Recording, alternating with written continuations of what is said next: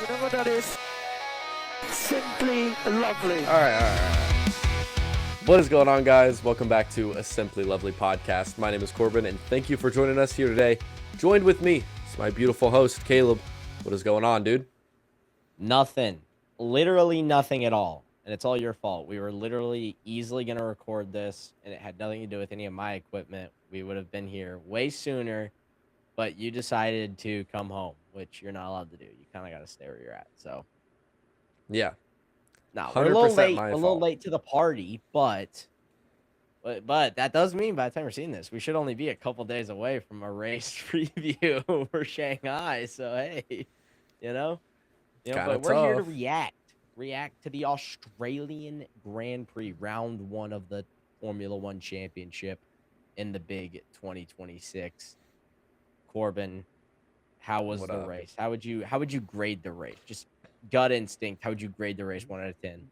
1 out of 10, gut instinct, 3, 2, 1. I'm giving it an 8.1. Cool. I'm giving it a 6 because it would have been way higher if a certain team didn't do some absolute freak stuff. And I'm sure we'll talk about said team. We'll get there. I'm sure we'll talk about said team, but it started in tragedy because before the race started, Oscar Piastri lost it. Seems like it was a weird mix of the battery and like I don't know exactly. I don't know how this new thing works. I don't know how this all works. So there is a lot of power. Yeah, so for the people who don't know, there is now a detection zone in certain areas that give you more power on straightaways, but it's more power than what you deploy normally with the mom system, that's what we're calling it apparently.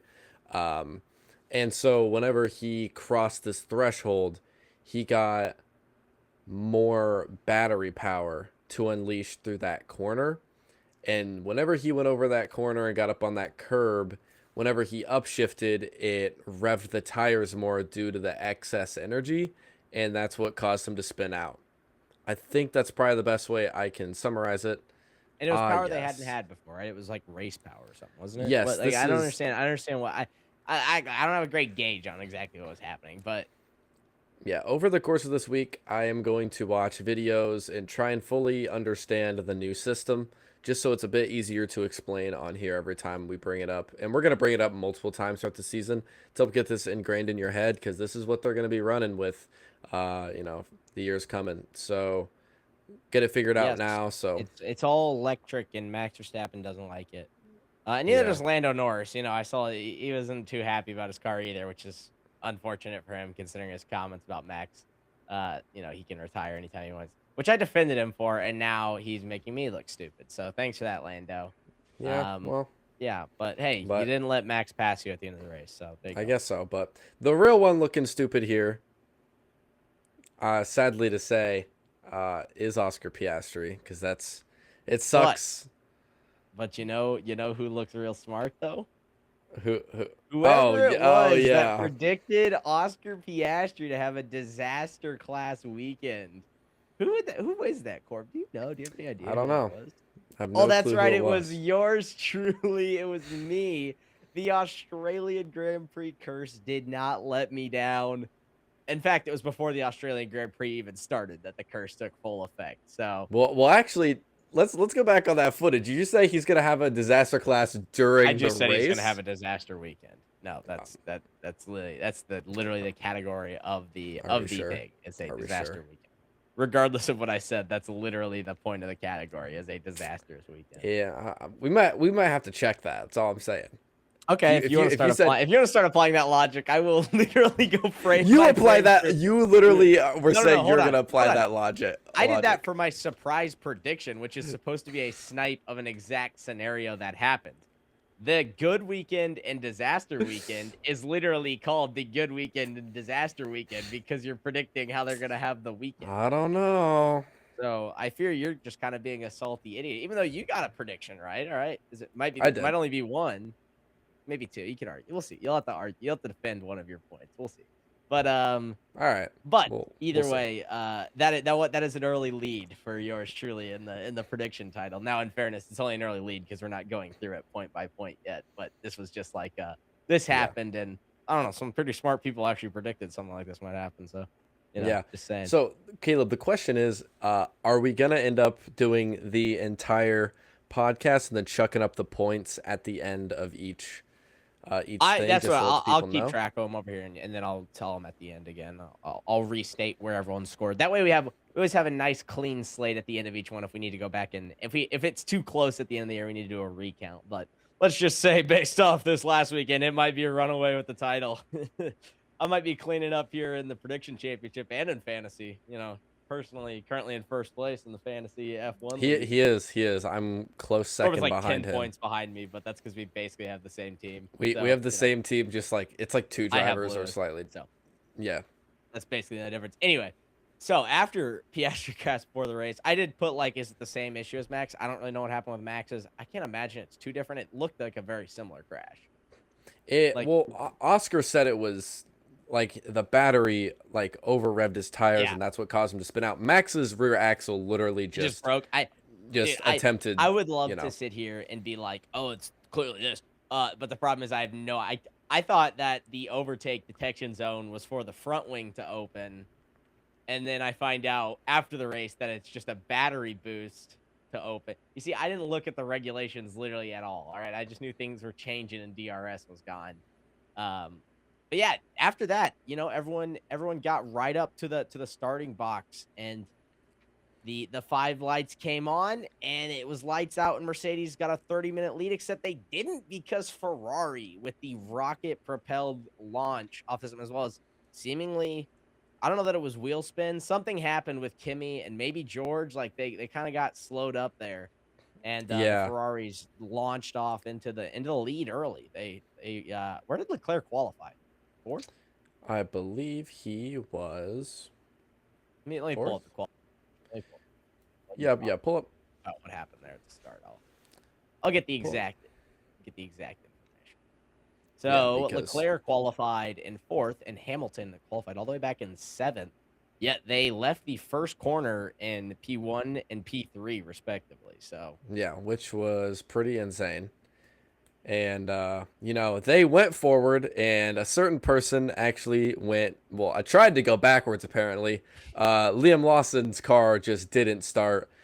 From what I've heard online and what I've seen, it is actually not his fault. It seemed like his car just shut off from the new regulations. He's trying to help you out since you're a big Franco hater. He was trying to kill Franco Colapinto for you. That's basically what he tried to do. But he's trying to screw my fantasy team over. but I'm gonna give him some props. Franco Colapinto had an incredible save to not just run Liam Lawson over. So good stuff. Good stuff to him.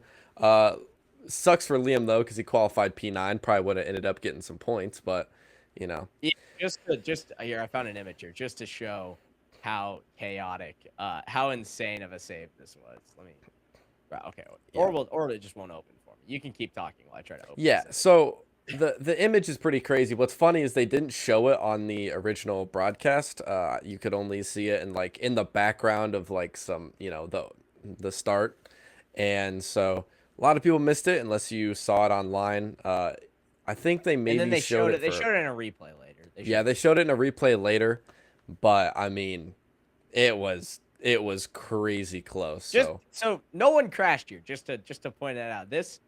Both drivers in this image got out without any damage to their car. That's this is after he turned, but you can see how close he gets there. You just look at these tires right there. And I don't like the situation was set up for Franco to hit the back of him. I mean, he was following someone, all the way up to the back of Liam Lawson. That person pulls out right at the last second, and then Franco is just staring directly at the back of Liam's car. Was able to move it out of the way. It was pretty incredible. And then they both got on their merry way. But poor Liam Lawson had he had a great start to the weekend, qualifying P8, and then And it wasn't.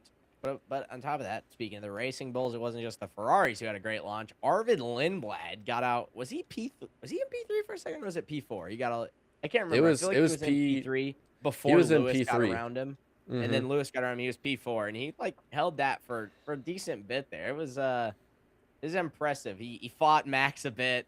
He brake checked him going into the pits, which probably not a smart thing to do when you're, a freshly 18-year-old at in the Red Bull sister team to brake check the golden child. But hey, I guess you gotta get your elbows out and race a bit.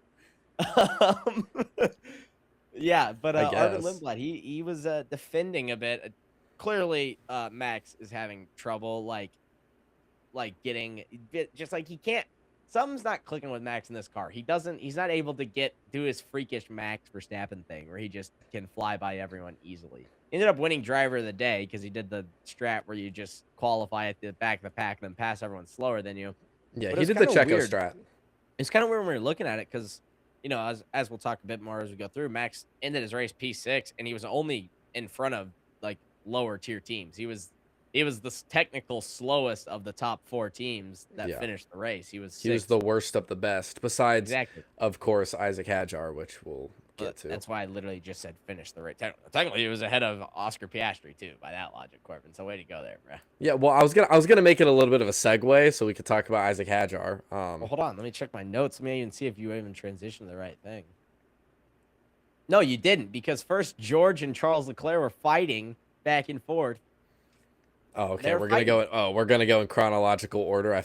Yes, because this is really important considering the main thing we're gonna do here is talk about how I won't say how stupid Ferrari, how absolutely idiotic, how stupid they are. You can fill in the blanks on what word I was gonna say, but how stupidly idiotic they are, and to do that, we have to point out that I assumed, once Mercedes got ahead of once George and the Mercedes got ahead of Leclerc and the Ferrari, that it was just going to be bye-bye off into the sunset, win by 3 minutes. That was it.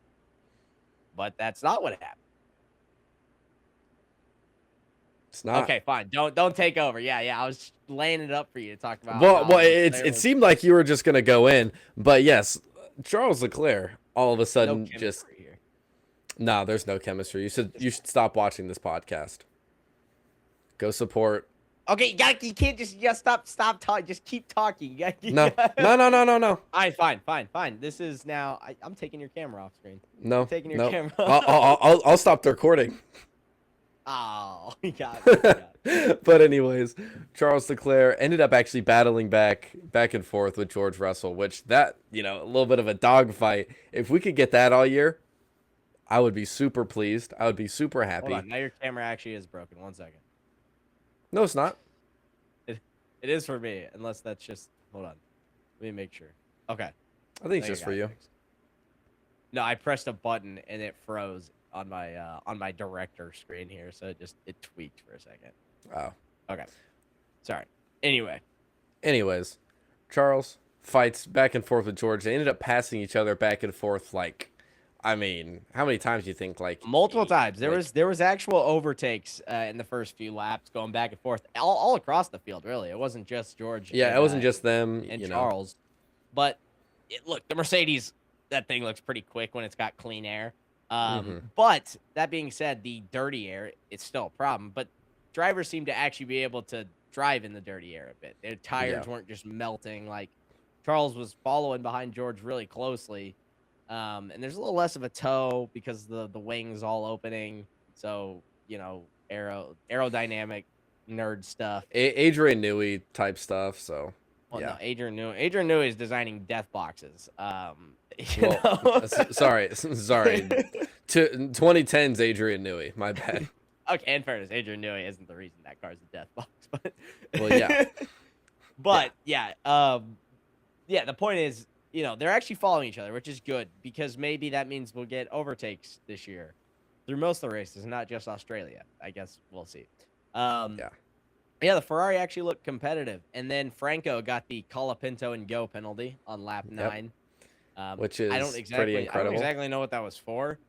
I never really got an explanation onto why he got a Colapinto why and go did penalty. he get a Colapinto and go? If you guys don't understand, you got a stop and go penalty. There was a mix-up on the, on the timetable, little media image they threw up. and it said Colapinto and go, which was quite funny because I don't think that's going to be the last one he gets this season. Yeah. Which I still don't Colapinto know. and go. I Why believe it did was for, like, starting procedure or something, but I don't really know what that. Yeah, yippity yap. It's FIA. Who really cares? It didn't really impact the race at all. I'm gonna be honest. No one really even noticed what happened. He pitted like the next lap. So, Alpine team personnel were still touching his car on the grid after the 15-second signal was shown before the formation lap. Okay. Cool. Anyway, after that was when we got the formation of a DRS train. Except there's no DRS, so it wasn't a DRS train. It was the Lindblad locomotive. All right? Arvid Lindblad. It's not a DRS train. His car's just way slower than everyone else. So he was just backing up the field because he was in P4. So the Lindblad locomotive was forming. And I can't remember exactly when, but there was that graphic where they showed the full kind of race map. And it was just, it was George, Charles, Lewis, and Kimmy all out in front. And then like half a mile back is Arvid Lindblad backing up the field. And that was it looked like that might be how the race went until poor Isaac Hadjar, his car exploded. Yeah, which was pretty tragic. He would have finished, I believe at this point he was in 5th. At this point, do you know what? He was the second Red Bull driver, and he was in the top 10 pretty safely. He was easily in the top 7. And he was putting on a good race. He had a great race weekend, and it sucks that it all came to a fiery, smoky demise, and his car did explode engine. So I don't actually know what was the cause of this. I don't know if it was the PU system, the ICU, or whatever it was, but hopefully that's not going to be a, issue all year with the Ford engines because, that would suck for Max because I obviously always cheering for Max, but, I also want to see the second Red Bull driver actually succeed. So hopefully that's, one of the last times. Good news, Arvid Lindblad will be replacing him within the next few weeks, probably. Yeah, Arvid Lindblad is replacing Max Verstappen. Not Max, Isaac Hadjar. No. Hadjar's the one who didn't score any points. That's true. Oh, I was thinking of the week. I was thinking of the qualifying. The second Red Bull driver curse, we thought, it's moved to Max. No, it didn't. It just waited until the race. All right, It's still around. Isaac Hadjar, join us. Come join us, Isaac. He's the next. Come join us. He's the next teammate to fall. Arvid Lindblad, congratulations. You are a Red Bull Racing Formula One driver within the year. But anyway, that was big because, hey, listen, I don't think I should have to explain this, but apparently people who get paid a lot of money don't know this. You actually save a lot of time if you pit under a virtual safety car, which, look. Wait, what? Wait. Explain this. Explain this to me. First off, let's talk about stupid virtual safety cars. Oh, okay, right. Yeah. Let's touch on this. Lame. Holy lame. Why would you not, for the fans, you would crunch everybody back up together and you could just have an all-out war. Like, you would have an all-out war. Get the Aston Martin safety car, not the one that's going to kill people, the actual pace car, which is an Aston Martin. Get it out there and have them bunch that field right back up. Everyone can get their pit stops in, and then we go. All right, and everyone knows when it ends, right? No one gets an weird, unfair advantage with the ending because they just got lucky with the timing. No, you go the lap. The leader decides the pace, and boom. How about that? Look how easy that is, right? Yeah. Let's get these virtual. Even if you do a virtual, how about we just back them up at least? Come on, like what are we doing? What are we doing here? Oh, you're casual. Okay, how about shut up? Yeah. I don't know if that's an opinion that people share of like, oh, you don't like virtual safety cars? Holy cow. Dude, the virtual safety car is freaking sweet. It's probably not, but it kind of feels like something people would get annoyed about. So yeah, it would. Yeah. My problem with the virtual safety car is if it's screwing anyone, it is screwing the people watching because we just want to see a little bit of chaos if we're being honest. And like you just like putting out this little like requirement for them to basically just stay at the same amount of seconds. And no one badges up. They just go to like 40 miles an hour and they just freaking and they just squirm. Yeah, they squirm around the track going 40 miles an hour. Corbin, you actually save a lot of time when you pit under a virtual safety car. Not quite as Wait, much are as you full s- safety wait, car. wait, are you serious? Wait, explain Exactly. this to me. And also, so I don't know if you know this, there's a mandatory tire change in Formula One. So you have to use at least 2 different compounds of tires. Therefore, one would assume What? in a one-stop race, which Melbourne, that's a one-stop race. I don't know if you know this. Wow, okay. You have a chance to pit, guaranteed, and save some time. Really? Okay. Yes.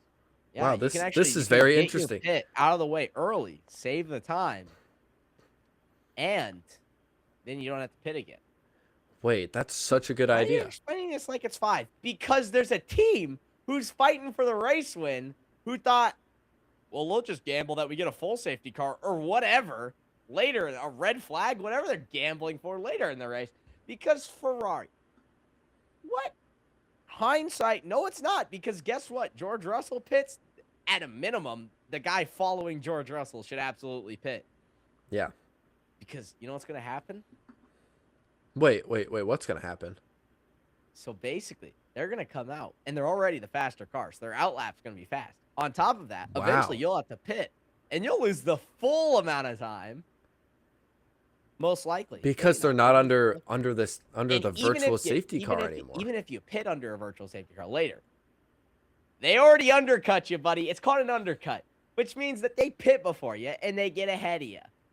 And guess what? That's exactly what happens when Ferrari just decides not to pit under the virtual safety car. And Yeah. both Mercedes pit, and then, but guess what? Guess who wins the race and guess who gets third? Spoiler. I guess we'll Charles. find out. I guess we'll have to find out. I don't know. Guess we'll have to find out. But yeah, look, you can Monday morning quarterback, or I don't know, whatever Europeans say, Monday morning soccer player or whatever. Monday morning goalkeeper. Yeah, Monday morning beans and chips. But you can hindsight Harry. You can say all this. Guess what? It's not. It's just common sense. Yeah. So And basically, also, I think if I was most running people the know strategy team, Ferrari actually probably would have had a chance to win that race. Sadly enough, there's a bunch of clowns. I would have jacked something else on the up. others. But if I was Oh, in most charge likely, of but- calling when to pit, we would have competed, because that would have been like, oh hey, look, you saved time, pit. At least. Okay, if you let Leclerc go by because maybe Mercedes doesn't, and you don't want to give up your race lead or whatever, then sure. Even though you would then be the one undercutting. Yeah, this But is let's say- completely let's- hypothetical. But I guess let's say Leclerc even goes by because you thought Mercedes wasn't going to pit.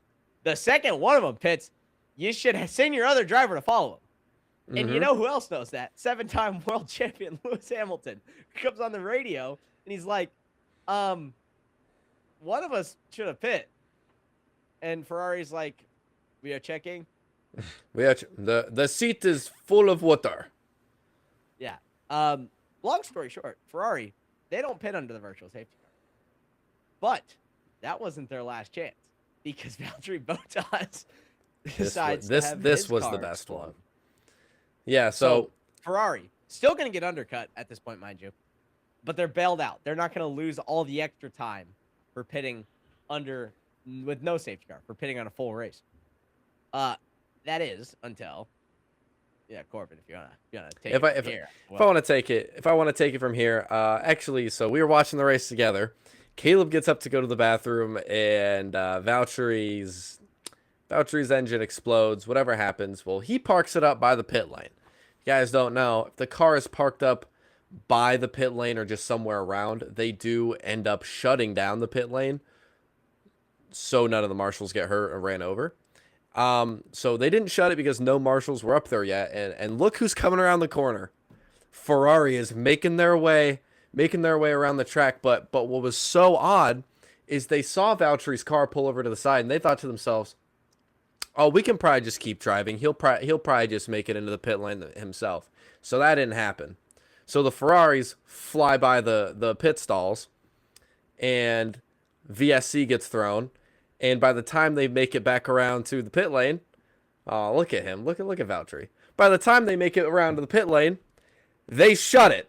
So Ferrari can no longer get that advantage either because they missed their other. They were going to be bailed out. And I mean, They were still going to get undercut. they It were was just still gonna going to be get far undercut. less of- It was it going to was be far less egregious. way less, but this was their best shot. And they thought to themselves, they're like, "Man, he just parked his car up in front of the pit lane. Let's just go another lap." Are we stupid? Like, are we Yeah, well, actually they were stupid? gonna double stack as well, so who knows how well that would have gone. But Yeah. Anyway, Botas, you got that VSC. Lindblad just doing some defensive. I don't know exactly what maybe put Lindblad defensive masterclass. Maybe just overall the race. And sure enough, at lap 26, Ferrari they pit. You'll never guess what happened. Wait, what happened? They come out of the pits behind both Mercedes by about 15 seconds. Wait, what? In fact, No way. I think Hamilton got passed on track before he even pit by George Russell. Yeah. So, wow. I believe he did. So, Imagine yeah. that. So, So, disaster yeah. class from Ferrari And then, strategy. I mean, bro, they're not gonna catch that Mercedes. They're gone. They're gone. They're gone with the win. I didn't even take any more notes. We started watching UFC, and then that started sucking, so he chucked the race back on. So yeah, it was pretty uninteresting race after that. We're about halfway through the race, and it's kind of like, nothing else is really going on. Lando was literally just 30 seconds behind everyone else, and then Max spent the entire race trying to get him. He just couldn't. It seemed like there were a couple times his battery wasn't working. Like, Wasn't I don't know. deploying. Something weird. It's weird to see the leader who's led the whole lap, his rear wing come up. It's not DRS. It's just what happens on the straights. Yeah. Overall, And everybody gets it. So there was it's nothing not... really of note through the rest of the race that I took note of. I'm sure. Oh, you missed. What about Joe Schmo getting P12 in the 45th fastest car? Cool. Good for him, dude. But yeah, that was all. That was the only big notes I had for the race. It really, I was kind of like, okay, well, now the race is just over once Ferrari got undercut, because obviously they got undercut. But yeah, anyway, Big Russ started off his title run, started it off with a win, picked up the win by 3 seconds over Kimi. Kimi kept it a little close. Yeah, Kimi kept it close. as Wait, well wait, as- wait, hold on. How did Leclerc finish 15 seconds behind Kimi? So you lose time under VSC as well as the extra seconds that you get just by being slower. Oh. But yes, who honestly- would have thought that? All right. Let's start this bit. We've done this bit enough. All right.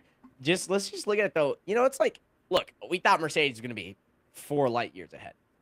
But Ferrari, look at this. They're still a little behind, but they're doing a little better than considering the only 2 other cars that weren't down a lap were 50 seconds behind. Yeah. So at least someone's close. And then Lance Stroll is plus 15 laps. But Yeah. Actually, technically not even a classified finisher. I saw that today. I don't think he's on the F1 like driver point list, because he didn't technically finish the race and he didn't DNF either, which for some reason makes it so you're not a classified participant in the racing series or something like that. So if you could go and check the points for us. You go ahead and pull up. This guy's just freaking demanding everything. But anyway, am. Leclerc picks up a podium. He gets a plate to take home, as well as Kimi tying his second best ever finish with a P2. He's gonna win a race this year, which is gonna be fun. Oh, to watch. for sure. It's gonna be Hopefully sick. it's in Italy. Yeah, that'd be fun.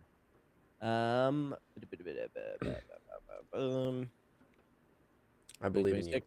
But yeah, Big George, and then of course Big George picking up the win. Yeah, so if you want to see here, like what I was talking about, Lance is not on here. Wait, hold on. Why are the people who DNF'd on here, but Lance, who was Because a DNF for some reason counts as finishing the race, because you could no longer compete, because Lance went back on track, and you have to complete at least like whatever it is, like 75% of the race to count as finishing or participating in the race. And he didn't even, since he was however many laps down, he wasn't even classified as a participant in the race, which makes no sense, because why Oscar, wouldn't it be a DNF then if he didn't? Because he did, that doesn't make any sense. I have no clue. Oscar Piastri didn't even make it to the starting grid. He's Yeah. he's 18th. How does that even? I don't even know what to tell you. But for under some rule that F1 made probably a long time ago that never changed, Lance is not even That's on funny. I'm glad the you thing. did that. That's funny. Yeah, as you can see, though, I guess not much point. It's the same as the top 10 as the order we just got, but you can kind of see here. Obviously, there's that. I guess what would be more interesting would be to take a look at the team standings here. And yeah, Mercedes 43, Ferrari 27. So off to an early lead, obviously, for Mercedes with a P1 and P2, or a 1-2 finish. And then Lando Norris Racing, Max Verstappen Racing are next in line here, because their teammates just didn't finish the race, didn't get any points. Although Oscar, he's leading the DNF championship right now.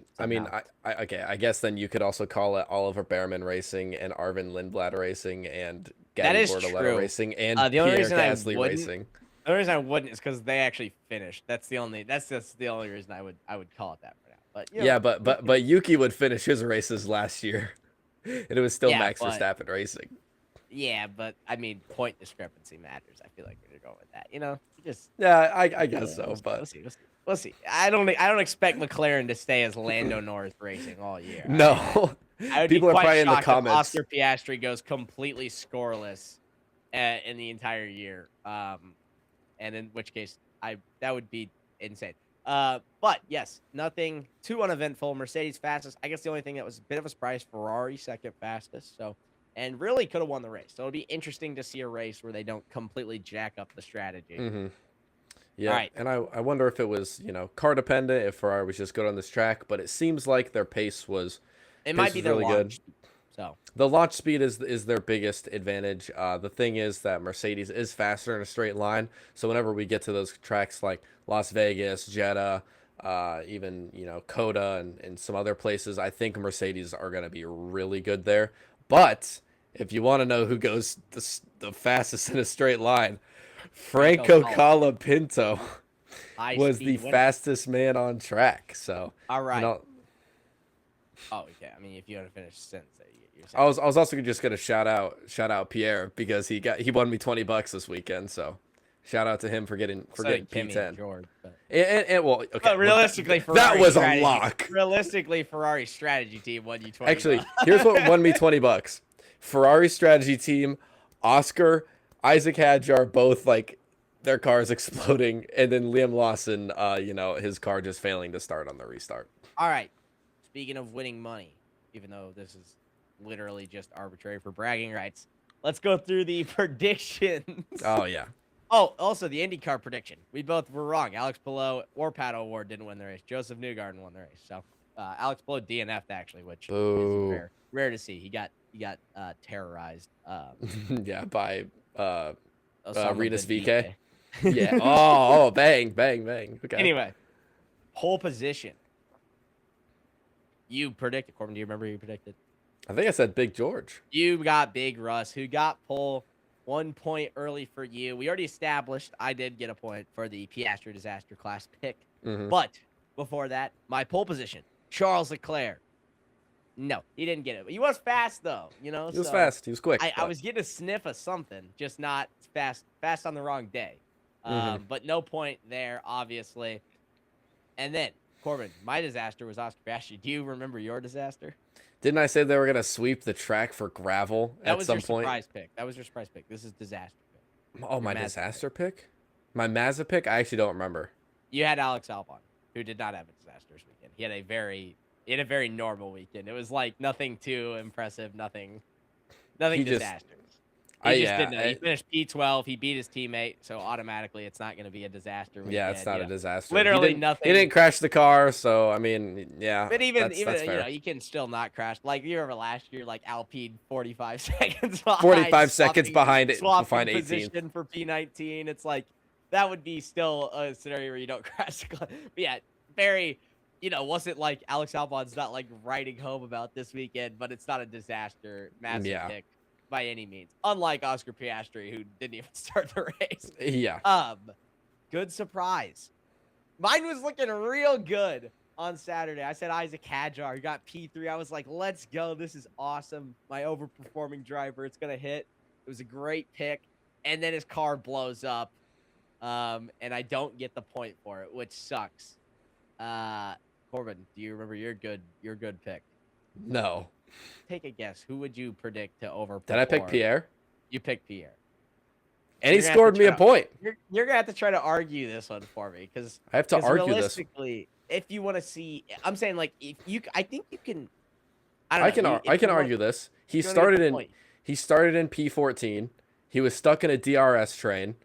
He was able to make up places around the track, and he defended Esteban Ocon, who was on a few, not a crazy amount, but a few lap fresher tires. Okay, hold on, real quick. Yeah, okay, I know you're making a point here. He started P14. Oscar Piastri's car didn't make it to the grid. Now he's P13. That's not Isaac his fault. Hadjar's car exploded. Now he's P12. Liam That's not his Lawson fault. didn't start. Now he's P11. So he made up. That's not his fault.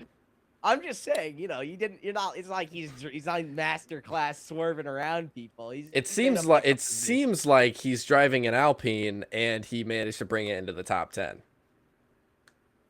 And he beat his teammate. Yeah, there's not 10 fast cars.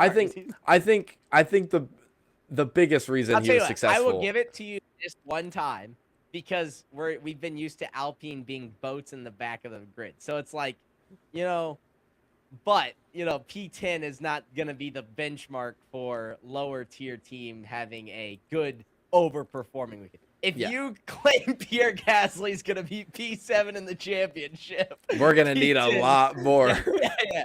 But because that norm for Alpine over the past 3 years, 2 years, it's been a while, has been, wow, we only lost by 4 minutes. You can get some credit. You know what? His car didn't explode or anything. So kept it on track. And he defended Esteban Ocon for like 25 laps. Yeah, but Lando defended Max, and you know that's not like that. There's something up with this car. I think Esty Bestie, you know, you might be able to gun around your boy Pierre there. You never know. I feel like Pierre was just going on the defensive, and all right, you got your point. You don't gotta sit here and try to argue anymore, because you're not getting a point for your surprise pick. Race yellow for sweeping gravel. I mean, hey, you went for a snipe, all right? It would have been impressive if you got it. Didn't happen. Yeah. My surprise, you know, and I think now, because there was discussion while watching the race. Hold on. 2 reliability retirements. Oscar Piastri did not retire because of reliability like we thought it was. It was because he got surprised.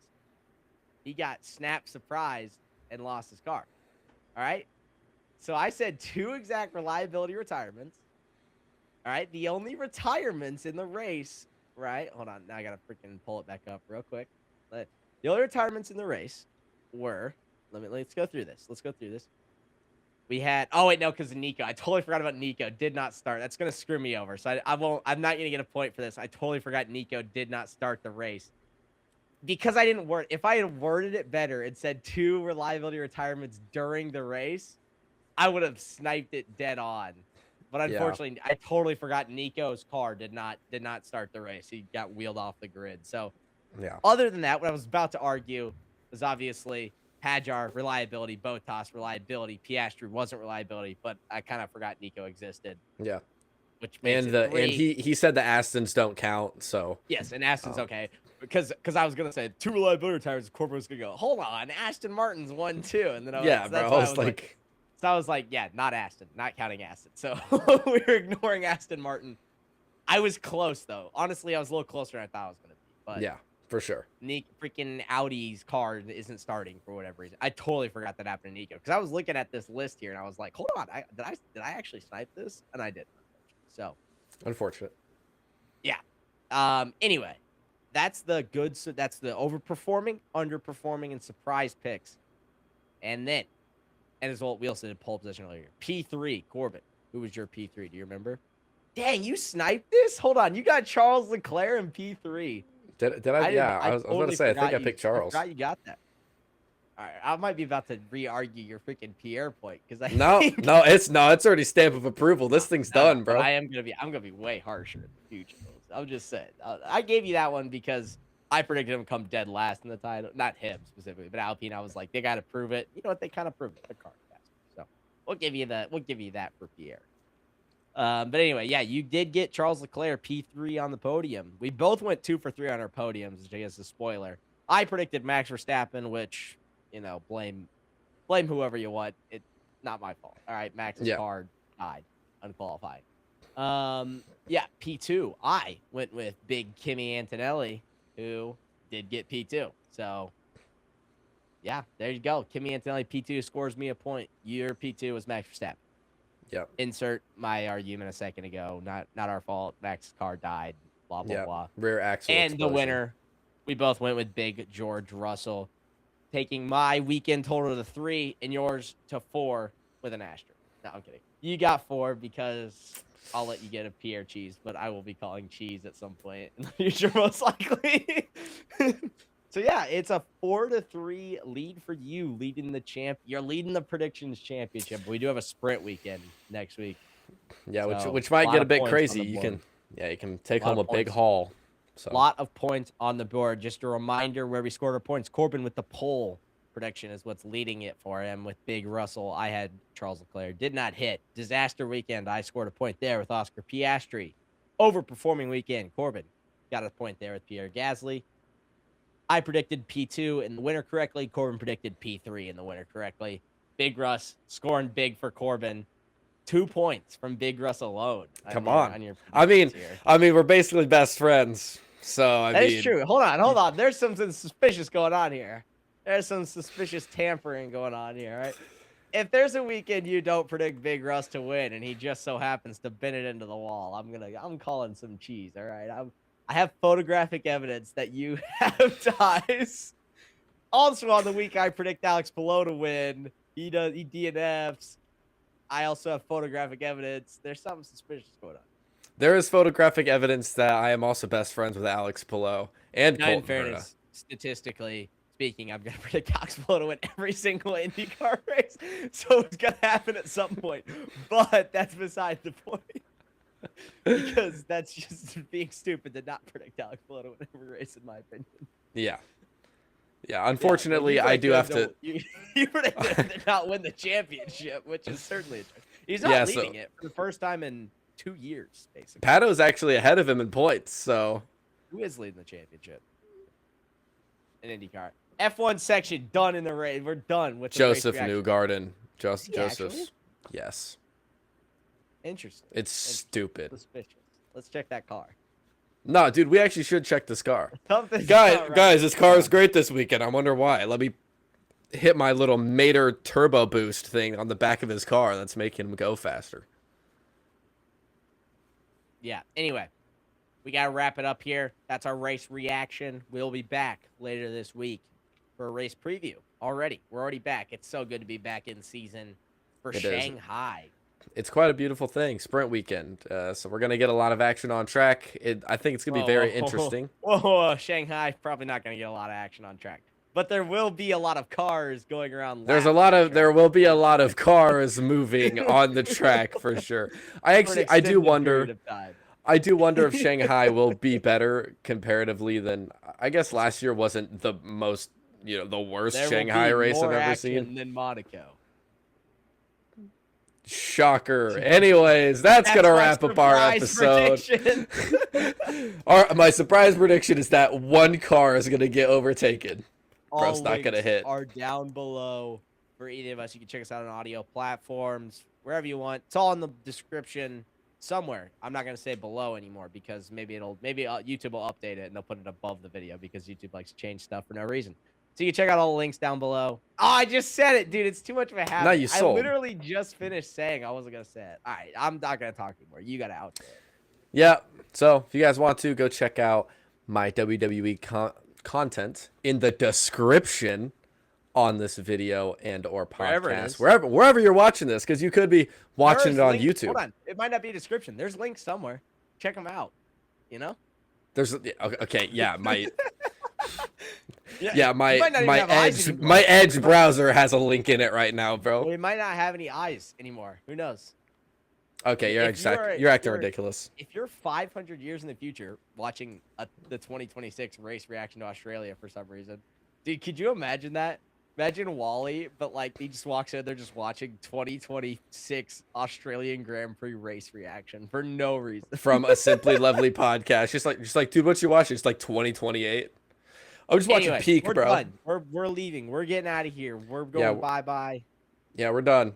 Check out my Instagram and TikTok at the ZigZag. I got a bunch of content coming out within the next few days. So, route reactions coming out tomorrow. So that's all I got. Caleb, you got any videos or anything? Or Not yet. I got next thing's probably Project Hail Mary. We'll see. okay, sick. We want to thank you guys for joining us on a Simply Lovely pod. Yo, I just messed it up. Thank you guys. Bye. Bye. Simply Lovely podcast. Bye.